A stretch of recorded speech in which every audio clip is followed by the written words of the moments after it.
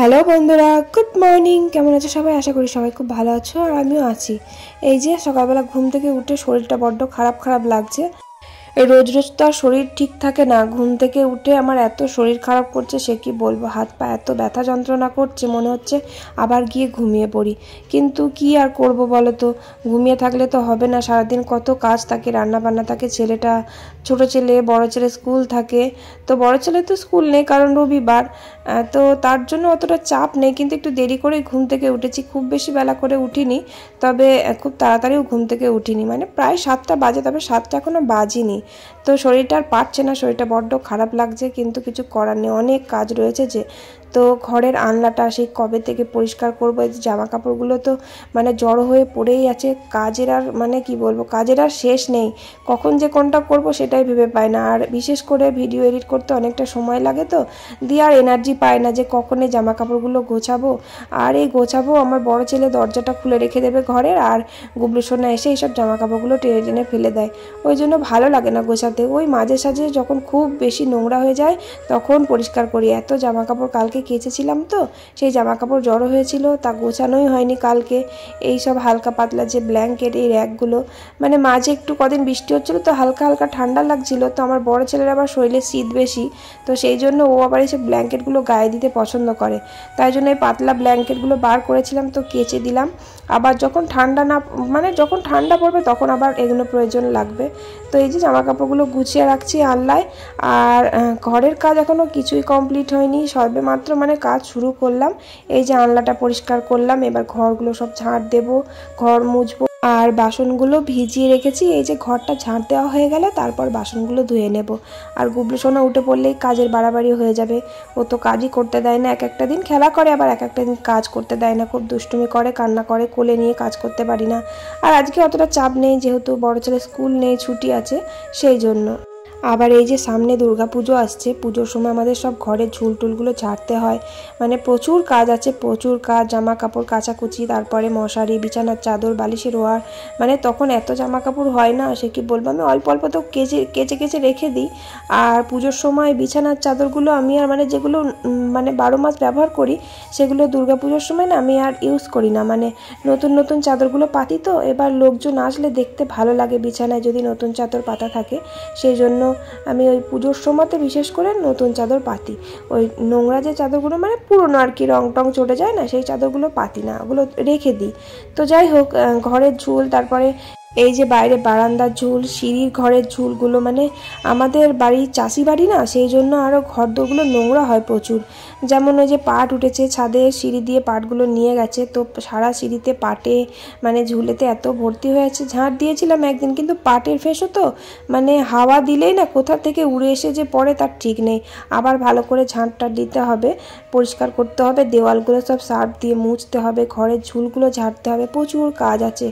আর তাও তো ভালো গো, নিচের ঘরে যখন থাকতাম তখন যে উপরের মানে বাংকার বলে না, যে ঘরের মতন থাকে আমাদের উপরের ঘরে আছে, তো এই উপরের ঘরেও আছে আবার নিচের ঘরেতেও আছে। সেই বাংকারগুলোর ভিতরে যত রাজ্যের জামা কাপড় না মানে ঘরে যত বাসনপত্র, তারপর এটা ওটা টুকিটাকি বলে না স্টোর রুম, সেই স্টোর রুমে রাখার জিনিসগুলো ওর ভিতরে সব, ওগুলো সব বার করে করে ভিতর থেকে সব ঝুল টুল ঝেড়ে পরিষ্কার করে একটা একটা করে সেই বাসন কোসন দরকারি জিনিসই থাকে, তো ওগুলো সব একটা একটা করে মুছে আবার উপরে তুলে রাখতে হতো। আর এখন তো তা নয়, কারণ তখন একটা ঘর ছিল, আর এখন 4টে ঘর হয়ে গেছে, তাই জন্য অসুবিধা হয় না। সমস্ত ঘরে সব রকমেরভাবে গুছিয়ে গাছিয়ে রাখা আছে। একটা ঘরে রাখতে গেলে তো অনেকটা জায়গা লেগে যায় না। তো যাই হোক, ঘরের ঝুলগুলো দুর্গাপুজোর আগে আগেই ঝাড়বো, কারণ এখন ঝেড়ে রেখে দিলে আবারও মানে ঝুলে ভর্তি হয়ে যাবে। তো তবুও ঝাড়বো, প্রচণ্ড ঝুল হয়ে গেছে। আমার বরমশাই ঘরে ঝুল হলে মোটেই পছন্দ করে না, খুব রাগ করে, বলবে কি এমন কাজ করো, ঘরের ঝুলগুলো ঝাড়ো না, একটু সময় করে ঘরের ঝুলগুলো ঝেড়ে নিও, খুব মানে বাজে লাগে সত্যি। তাই ঘরের ঝুলগুলো ঝাড়ি না সকালের দিকে, তার কারণ তোমাদের বলি। সকালবেলা যে আমি যদি ঝুলগুলো যদি ঝাড়ি, মানে আমরা যে ঘরটায় ঘুমোই সেই ঘরটা যদি ঝুলগুলো উপর থেকে আমি ঝাড়ি ঝাঁটা করে, তাহলে ঝুলের নোংরাগুলো নিচে পড়বে, কারণ আমার বড় ছেলে গুবলু সোনা ঘুমিয়ে থাকে, বিছানাটা পাতা থাকে। এবার তাহলে কি করব, তখন মাকড়সার জাল টালগুলো নিচে পড়বে। এবার ঘর যদি পুরো ফাঁকা হয়ে থাকে, তারপরে ছেলেগুলো যদি না থাকে, তাহলে বিছানাগুলো আমি সরিয়ে দিয়ে ঝুলটা ঝেড়ে নিয়ে ঝাঁট দিতে পারি, কারণ সকালবেলায় ঘরটা ঝাঁট দিই। কিন্তু ওই যে ঘুমায় তো ছেলে দুটো, সেই জন্য আর উপরে ঝুলগুলো ঝাড়তে ইচ্ছা করে না, ঝাড়লেই তো নিচে মাকড়সায় ভর্তি হয়ে যাবে, তার জন্য ঝাড়াও হয় না। তো যাই হোক, তারপরে কাজ তো কমপ্লিট করলাম। কমপ্লিট করার পর আমি যেই কালো রঙের নাইটিটা, একজন কমেন্ট করেছে মুনু, তো বারবার বলেই যাচ্ছে দিদিভাই নাইটিটা একদম ফিটিংস হয়নি, সেলাই করে নিও। তো সেলাই করব করে সেলাই করাই হয় না। তো সত্যি নাইটিটা আমার প্রচুর লুজ, একদম মানে নতুনত্ব, আমি সেলাই করিনি, সেই জন্য নাইটিটা একদম ঢলা ছিল। তো তোমরা বারবার করে কমেন্ট করে বলছো নাইটিটা খুবই লুজ, তা একটু ফিটিংস করে নিও, সেই জন্য একটু ফিটিংস করে নিলাম, একদম পারফেক্ট ঠিক আছে। হাতাগুলো খুব ঢলঢলে ছিল, আর সাইডে নাইটি বেশি টাইট না পরাই ভালো। তো যাই হোক, সেলাই করে নিয়েছি। তারপরে এই যে আমার গুবলু সোনাকে খাইয়ে দিচ্ছি, ঘুম থেকে তুলালাম, কারণ ও ঘুম থেকে ওঠেনি, অন্যদিন একা একা উঠে দুষ্টুমি করে, আজকে আমি ঘুম থেকে তুলিয়ে ওকে খাইয়ে দিলাম। আর আমার বড় ছেলে এখন ঘুমোচ্ছে, আমি আর ওকে ডাকবো না, প্রত্যেক দিন ডাকতে ভালো লাগে না, এতবার ডাকি, তারপরে স্কুল না থাকলে আরও তো ঘুম থেকে উঠতে চায় না, সেই জন্য ভালো লাগে না ডাকতে। কতবার ডাকবো বলো তো, একটা মানুষকে নিজে থেকে না উঠলে কি আর ভালো লাগে? তারপরে চা খাবি, জল খাবি, এরকম বলতে বলতে আমার মানে বিরক্তও লেগে যায় মাঝে মাঝে। ঘুম থেকে উঠবে তো, উঠেও এদিক ওদিক পাক দেবে যে মুখটা সঙ্গে সঙ্গে ধুয়ে নিয়ে দিয়ে চাটা খায়, তা কোনোদিনও শোনে না। ঘুম থেকে উঠে একটু পাক দেবে, এদিক ওদিক পাক দেবে, তারপরে যখন ইচ্ছা হবে মুখ ধোবে। কিন্তু আমার তো অত বসে থাকার মতন সময় নেই, ও কখন মুখ ধোবে, কখন চা খাবে, চা করে দেবো, চাটা করে রেখে দিলেও আবার সে চাবে ঠান্ডা হয়ে যায়, সেই জন্য আমার রাগ করে চা খেতে ইচ্ছা করে না। এমনিতেই চা খেতে আমি পছন্দ করি না, যেদিন একটু মাথাটা ধরে থাকে, শরীরটা খারাপ করে, গলা ব্যথা করে, সেদিনকে চা করি। তো আজকে আমার শরীরটা খারাপ করছে, চা একটু খেতে ইচ্ছা করছিল, কিন্তু আবার দেখছি মায়ের এখনও কাজ হয়নি, এবার বেলা হয়ে যাচ্ছে ভাত বসাতে, সেই জন্য আমি তাড়াতাড়ি করে ভাতটা আগে বসাতে এলাম। আমার বড় ছেলে যদি চা খায় তবেই চা খাবো, তা না হলে খাবো না। তো অনেকক্ষণ পরে যে ভাতটা আমি বসাতে এসেছি, তারপর উনি দেখছি উঠে এসে গেছে, দিয়ে বলছে চা করো। তো আমার খুব রাগ হয়ে গেছে, সেই জন্য আমি বললাম তুই ঘুমাকা যা, আমি আর চা করবো না, চা খাবো না, তোকেও খেতে হবে না, তুই একটা বিস্কিট হয়ে খেয়ে জল খেয়ে নেগা।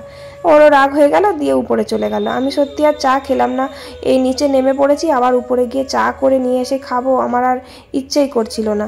তো ভাত আমি এই যে বসিয়ে দিলাম, বেলা হয়ে যাচ্ছে, কারণ 9টার সময় ভাত, মানে 9টা কেন 8:30টার সময় ভাত না বসাতে পারলে আমাদের অনেক দেরি হয়ে যায়। আমার বর না খুব রেগে যায়, কারণ সকালবেলা কিচ্ছু খায় না, সেই ভোরবেলা ঘুম থেকে উঠে একটা বিস্কিট আর একটু চা খায়, খিদে পেতেই পারে, 10টার মধ্যে ভাত না দিতে পারলে খুব রেগে যায়, সেই জন্য আমি তাড়াতাড়ি করি। আর মায়ের দেখলাম মা জামা কাপড় কাচাকুচি করছে, তো রবিবার, সেই জন্য জামা কাপড় কাচাকুচি করছে। আর রোদ উঠেছে, মানে মেন কথা হচ্ছে যে রোদ উঠেছে, খুব রোদ উঠেছে, জামা কাপড়গুলো কাচলে শুকিয়ে যাবে, সেই জন্য মাও কাচাকুচি করছে, তাই মায়েরও দেরি হয়ে গেছে। তাই আমি ভাবলাম চা খেতে তো একটু দেরি হবে, তার থেকে বরং ভাতটা আমি বসিয়ে দিই। তারপরে এই যে আমি ভাতের জলটা বসিয়ে দিয়েছিলাম, মা তার মধ্যে চান টান করে একদম এসে গেছে, তো আমি চালটা ধুয়ে দিলাম, মা এই যে ভাতের চালটা দিয়ে ভাতটা ফুটিয়ে দেবে। আর কলে এই যে প্রত্যেক দিন সকালবেলা জল দেয় না, মানে একদিন সকালে দেয় আর একদিন 12টার সময় জল দেয়, তাই মা এই যে বললো ছোট বালতিটা জল আর বোতলগুলো ভরে রাখতে। তো আমি জলের বোতলগুলো আর এই বালতিগুলো জল ভরে রাখছি, কারণ 10টার মধ্যেই চলে যায় জলটা, 10টার আগেই জলটা চলে যায়, মানে খালি বালতি টালতি থাকলে আর কি ভরে নিচ্ছি। আর এটা টাইম কলের জল, টাইমের জল, মানে প্রত্যেক দিন দেয়, কিন্তু আমাদের এই জলটা না আসলে অসুবিধা হয় না, কারণ মিনি আছে, মিনি চালিয়ে দিয়ে ভর্তি করে নিই। তবুও মিনির জলটা কেমন যেন একটু দুর্গন্ধ লাগে, এখনো পর্যন্ত আমি কখনো খাইনি, তবু যখন জলটা মানে চালানো হয় না, মিনির জলটা যখন চালানো হয়, তখন যে মেন কলটা, সেই মেন কলটা যখন জল বার হয়, এত দুর্গন্ধ লাগে, আমার কেমন যেন লাগে, কোনোদিনও খেতে পারবো কি জানি না। তবে আমার শাশুড়ি মা খায় ওই জলটা, মা আবার কেনা জল খেতে পারে না, বলে কেমন তেতো তেতো লাগে, কিন্তু আমি আবার অন্য কোনো জল খেতে পারি না, এই কেনা জল ছাড়া কোনো জল আমার খেতে ইচ্ছাই করে না, মানে গলা দিয়ে নামেই না, কেন কে জানে। কিন্তু কেনা জল যখন আগে খেতাম না, তখন এই টাইম কলের জলটাই খেতে খুব ভালো লাগতো, মানে তখন আবার কেনা জল খেতে পারতাম না, মানে সব কিছু অভ্যাসের ধাত, খেতে খেতে সব অভ্যাস হয়ে যায়। তো তারপর জল টল বালতিতে ভরে রেখে দিয়ে একটু মুসুরির ডাল প্রেসার কুকারে বসিয়ে দিচ্ছি। ভাতে দিলেও দেওয়া যায়, আমরা তো ভাতে দিয়েই রান্না করি, কিন্তু প্রেসার কুকারে ডাল সিদ্ধ করলে না খেতে একটু বেশি ভালো লাগে। আর আমরা মানে প্রেসার কুকারে কিভাবে করি বলো তো, একবারে আলু, পেঁয়াজ, রসুন, তেল, হলুদ, নুন সব একবারে দিয়ে দিই, দিয়ে 2-4টে সিটি দিয়ে দিই। সেই ডালটা খেয়ে দেখো, খুব ভালো লাগে খেতে। আর আজকে মাংস আনতে বলেছি, মাংস নিয়ে এসেছে। এই যে মাংস দিয়ে আলু দিয়ে একটু ঝোল করব। আর ডাঁটা এনেছে, বড় বড় ডাঁটা, সেই ডাঁটাগুলো আলু দিয়ে তরকারি করব। কারণ আমার শাশুড়ি মা জানো তো মাংস একদম খেতে পারে না, মানে মাংস খায়, মাংস দিয়ে ভাত খেতে পারে না। সেই জন্য মায়ের জন্য এই ডাঁটাগুলো দিয়ে লম্বা লম্বা করে আলু দিয়ে একটু তরকারি করে দেব। আর এই ডাঁটাগুলো না মানে খুব লম্বা, তো এগুলো সব চালানি ডাঁটা। এই ডাঁটা খেতে খুব একটা ভালো হয় না, মানে সিজনের জিনিস কিন্তু সিজনেই খেতে ভালো লাগে।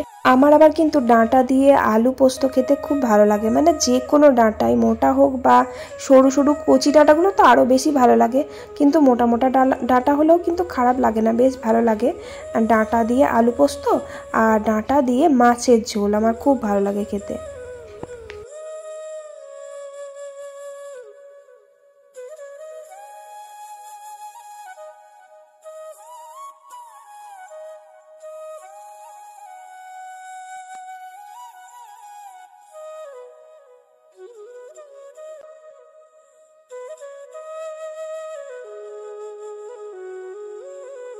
আর ভাতটা হয়ে গেছে, এই যে ভাতটা নামিয়ে দিচ্ছি। আমার বরমশাইয়ের জন্য ফ্যানে ভাত তুলে দিয়েছি, আর আমার শ্বশুরমশাইয়ের জন্য ফ্যানে ভাত তুলে দিয়েছি। কারণ এখন কিছুদিন ধরে ওই যে অঙ্গনারীর খিচুড়িটা নিয়ে এসে আমার শ্বশুরমশাই, আমার ছোট ছেলে খায় তো, কিন্তু এখন কিছুদিন ধরে দিচ্ছে না। তার কারণ মানে যে রান্না করে না, ওনার মা মারা গেছেন, সেই জন্য রান্না এখন বন্ধ আছে।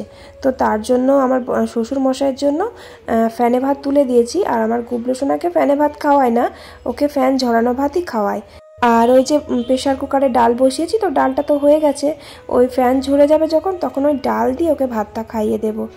আর কটা বেসনের বড়া জল খাবার খাওয়ার জন্য ভাজলাম। আর একজন কমেন্ট করেছো যে বেসনের বড়া তোমার খাওয়া দেখে, মানে আমি তো রোজই ভাজি, তো আমিও খাওয়া শিখে গেলাম। তো আরও একজন কমেন্ট করেছে যে বেসনের বড়া তোমরা কিভাবে ভাজো। আমি অনেক রকমভাবেই ভাজি, যেমন কিনা পেঁয়াজ দিয়েও ভাজি, আবার পটল দিয়ে ভাজি, আবার শুধুও ভাজি, মানে ফুলুরি যেটা বলে, মানে পেঁয়াজ লঙ্কা ছাড়া, মানে লঙ্কা দিই, শুধু বেসনটাকে ভালো করে ফাটিয়ে নিতে হবে, দিয়ে একটু বেশি করে তেল দিয়ে ভেজে নিতে হবে ছোট ছোট করে। তো লঙ্কা আর কালো জিরে এটা দিলেও খেতে ভালো লাগে। দিয়ে আলু সিদ্ধর সাথে একটু মেখে কাঁচা পেঁয়াজ আর কাঁচা লঙ্কা দিয়ে সেই ভাতের সাথে খেয়ে দেখো, খুব ভালো লাগে খেতে। আর যদি পেঁয়াজি বলো, পেঁয়াজি তো তোমরা জানোই, পেঁয়াজ বেশি করে দিতে হয়, আর একটু লঙ্কা ঝাল ঝাল করে দিয়ে ভাজতে হয়, ওটাও খেতে খুব ভালো লাগে। আবার মাঝে মাঝে আমি পটল দিয়েও ভাজতাম, পটল দিয়েও আমার বেশ মুচমুচে লাগে। আবার আলু সিদ্ধ করে নিয়ে সেই আলুটা বেসনের মধ্যে মেখে নিয়ে পেঁয়াজ দিয়ে ভেজে দেখো, সেটা আবার আরও বেশি ভালো লাগে খেতে। তো যাই হোক, তারপর ওই যে ডাঁটা আলুর তরকারিটা রান্না করে নিলাম। এই ডাঁটা আলুর তরকারির মধ্যে একটু বেগুন পড়লে আরও ভালো লাগতো, বেগুন ছিল না, আলু ছিল শুধু, তাই ডাঁটা আর আলু দিয়েই তরকারিটা করলাম। ওটা মা খেতে পারবে, কারণ মা ওই যে বললাম না মাংস দিয়ে ভাত খেতে পারে না। তো তারপরে এই যে মাংসটা রান্না করব, আলু আর এই যে পেঁপে বেশি করে একটু ভেজে নিলাম, মানে পেঁপেটা একটু বেশি দিয়েছি। শ্বশুরমশাই পেঁপে খেতে খুব পছন্দ করে, রাত্রেবেলার দিকে যদি ভাত বা মুড়ি খায়, এই পেঁপের তরকারিটা দিয়ে খেয়ে নিতে পারবে, খুব পছন্দ করে পেঁপে তরকারিতে। কারণ বাবার পেঁপে খেতে বলেছে ডাক্তারে, আর বাবা পেঁপে সিদ্ধ একদম খেতে পারে না, তরকারিতে দিলে তবেই খায়। তো পেঁপে সিদ্ধ আমিও খেতে পারি না সত্যি করে, তরকারিতে তবুও খায়, কিন্তু সিদ্ধ একদম খেতে পারি না, ভালো লাগে না খেতে। তবে ছোটোবেলায় কিন্তু পেঁপে খাওয়ার জন্য খুব বকা খেয়েছি। বাবা কিন্তু আমাকে কখনো জোর করতো না, যদি বলতাম বাবা আমি খাবো না, বাবা কিন্তু আমাকে জোর করতে পারতো না। কিন্তু দাদা যদি বলতো একবার খাবো না, ওকে দুম দাম মেরে খাইয়ে দিত, কিন্তু আমাকে জোর করতে পারতো না বাবা একদম। আর আজকে মাংসটা ভেবেছিলাম যে একটু কষা কষা রান্না করব, কারণ ডাল হয়েছে, আবার ওদিকে ডাঁটারও ঝোল হয়েছে। তো তারপর বাবা বলল যে মাংস একটু পেঁপে দাও, তা না হলে আমি খাবো না। তো বাবার পেঁপে দিলাম, ভাবলাম পেঁপে যখন দিচ্ছি তাহলে দুটো আলু দিই, কারণ মাংসের আলুটা খেতে আমার খুব ভালো লাগে। মাংস খাই বা না খাই, মাংসের আলুটা আমার ভীষণ পছন্দ। আর এমনিতেও আমি আলু খেতে খুব ভালোবাসি, ওই জন্য আলুর মতন হয়ে যাচ্ছি। তো তারপর এই যে দেখো, মাংসটা খুব বেশি পাতলা পাতলা ঝোল কিন্তু করিনি, মানে একটু মাখা মাখা, 7 জনকে মানে পাতে দিতে দিতে না এই মাখা মাখাটা লেগে যায় জানো তো, মানে খুব বেশি ঝোলও না, আবার খুব বেশি কষা কষাও না, বেশ খুব কষা করলে না একটু প্রবলেম হয়, কারণ আমার শ্বশুরমশাই মাংসের ঝোলটা পছন্দ করে। ওই মাখা মাখা দিয়ে মানুষটা কি করে ভাত খাবে বলো, তো একটু সামান্য ঝোল করলে সুবিধা হয়, ভাতটা মাখতে পারবে। তো যাই হোক, তারপর রান্না তো কমপ্লিট করে ফেললাম। দিয়ে যে রান্নাঘরটাকে পরিষ্কার করে মুছে নিচ্ছি। তারপর এই যে চলে এলাম, বাসন কোসনগুলো সব হালকা পাতলা যা ছিল আমার শাশুড়ি মা সব মেজে নিয়েছে। আর কড়াইটা বা আমি একা রেখে কি করবো, রান্না তো তাড়াতাড়ি হয়েই গেল, তাই ভাবলাম কড়াইটা মেজেই নিই। আর আমার গুবলু সোনার খাওয়ানোর টাইম এখনও হয়নি, তাড়াতাড়ি রান্না হয়ে গেলে না এই কড়াইটা মাজাই যায়। একটা তো কড়াই থাকে, সেটা আবার মায়ের জন্য রেখে দিতে হয়, মা সেই সকালবেলা আবার কড়াইটা নিয়ে মাজে, কারণ সকালবেলা একটু কাজের চাপটা বেশি থাকে। আর দুপুরবেলা 1টা 2টো 1:30টা বেজে গেলে রান্নার, তখন গুবলু সোনাকে খাওয়ানোর একটা তাড়া থাকে, তো সেই জন্য কড়াইটা আমি আর মাজতে পারি না। তো কড়াইটা মেজে ধুয়ে তারপর গুবলু সোনাকে মা চান করিয়ে দিয়েছে। আমি বললাম আমি জামা কাপড়গুলো কাচতে যাই, তারপরে ওকে খাবো, কারণ এখন টাইম হয়নি ওর খাওয়ার। কারণ ওই যে তাড়াতাড়ি রান্না কমপ্লিট হয়ে গেছে আমার। আজকে কি রান্না করলাম, বেশি রান্নাই তো করিনি, আজকে ডাঁটা আলু দিয়ে তরকারি আর মাংস, ব্যাস। আর কিছুই করিনি, প্রেশার কুকারে তো ডালটা করেছি, আর সামান্য জলখাবারে খাওয়ার জন্য 2টো বড়া ভেজেছিলাম, ব্যাস। এরকম রান্না হলে পরে আমার তাড়াতাড়ি কাজ হয়ে যায়। তো তারপর ভাবলাম যে এখন টাইম হয়নি যখন, তাহলে আমি জামা কাপড়গুলো কেচে নিই, তাহলে রোদ আছে হালকা, শুকিয়ে যাবে, তারপর আমি গুবলু সোনাকে খাওয়াবো। তো মায়ের কাছে ও খেলা করছে আর ঘুম ঘুম পাচ্ছে, কারণ খাওয়ানোর টাইম হয়নি কিন্তু ঘুমের টাইম হয়ে গেছে অনেক, কারণ 12টা 12:30টার দিকে আমার গুবলু সোনার ঘুম পেয়ে যায়।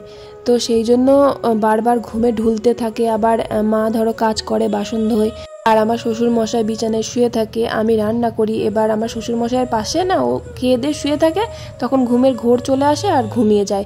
আমি কোনো মতেই ঘুমোতে দিতে চাই না, কারণ দুপুরবেলা এত জ্বালাতন করে, ঘুমোতে দেয় না, আমার খুব অস্বস্তি লাগে, খুব শরীর খারাপ করে।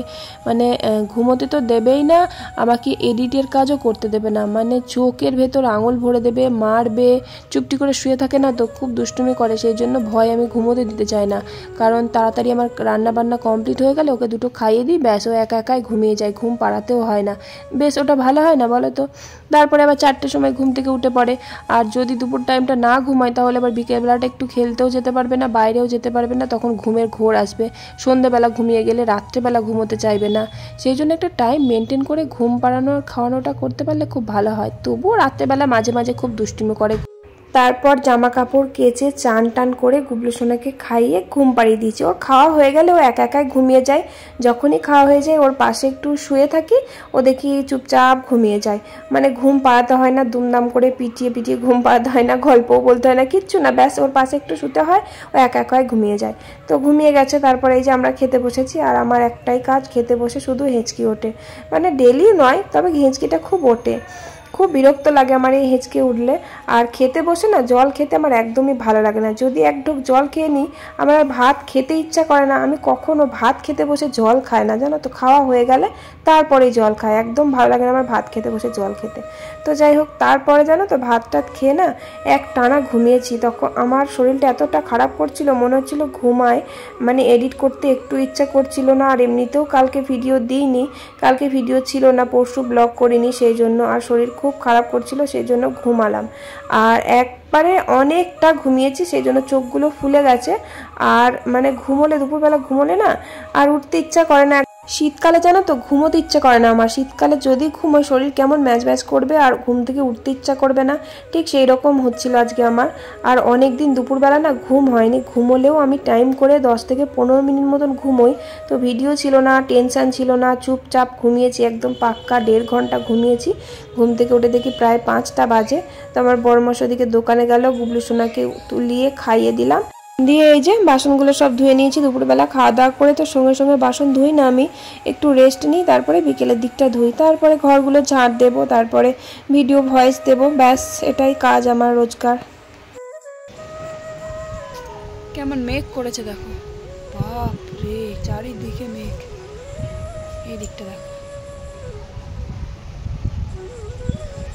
প্রচুর বৃষ্টি হবে মনে হচ্ছে। এদিকটাও মেঘ করেছে। জামা কাপড়গুলো বেলায় কাচলাম ঠিকই, কিন্তু শুকিয়ে গেছে, হালকা হালকা ভিজে আছে, হাওয়া দিচ্ছে তো শুকিয়ে গেছে। দারুণ হাওয়া দিচ্ছে আর প্রচুর মেঘ করেছে চারিদিকে, মানে বৃষ্টি হলো বলে। বাপরে, পুরো অন্ধকার করে আসছে এদিকটা।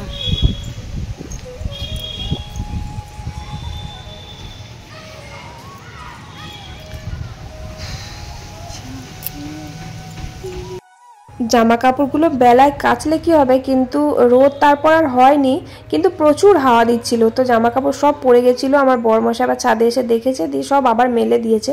তো মেলে দিয়েছে বলেই কিন্তু সব জামা কাপড় শুকিয়ে গেছে, কিন্তু আমি তো জামা কাপড় মেলে যাওয়ার পর আর উপরে আসিনি। জামা কাপড় যদি পড়ে যেত না নিচে, ওই পড়ে থাকলে পড়েই থাকতো, আর শুকোতো না, জড়ো হয়ে পড়ে থাকতো। তো যাই হোক, আমার বরমশাই ছাদে একবার এসেছিল, তো দেখতে পেয়ে আবার মেলে দিয়েছিল। তো জামা কাপড়গুলো হাওয়ায় হাওয়ায় শুকিয়ে গেছে, আবার খুব মেঘ করেছিল, তাই তারপর তুলে নিয়ে এলাম বিকেলবেলা। তো এমনিতেও রোদ আর হবে না, তো তার জন্য জামা কাপড়গুলো তুলে নিয়ে এসে এই যে সন্ধ্যাবেলার সন্ধ্যেটা দিয়ে দিচ্ছি।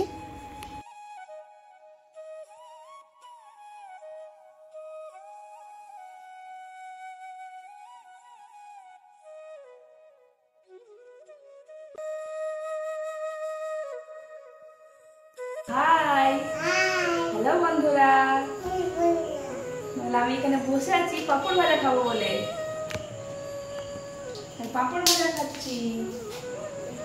আমার বলু শোনা এখন পাপড় ভাজা খাবে।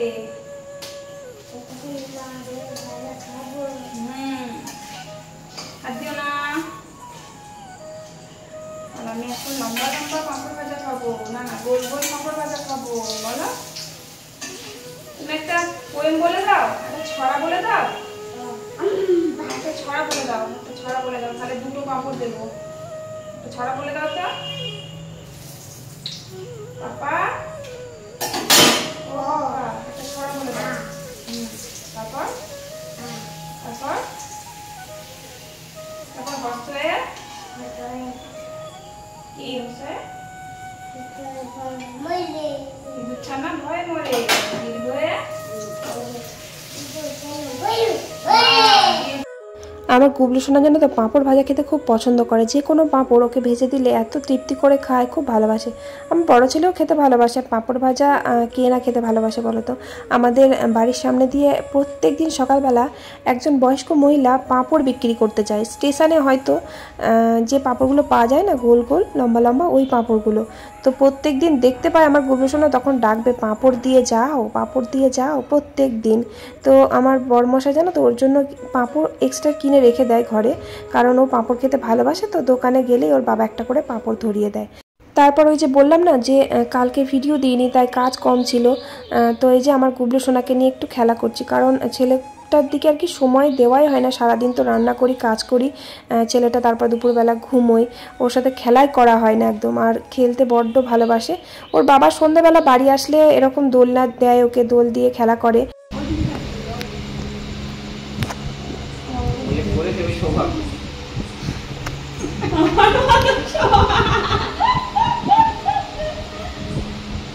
হচ্ছে না, আমি তো এইভাবে দিয়ে আছি হাতটা, হচ্ছে না। দিয়েছে তো, এই ভালো। হ্যাঁ, আর রাত্রে আমরা সবাই ভাত খেয়ে নিলাম। মা নিচে ভাত করেছিল, আর তরকারি সকালবেলাকার ছিল, সেগুলোই খেলাম। তো চলো, ভিডিওটা কেমন লাগলো কমেন্ট করে জানিও। Tata, bye bye.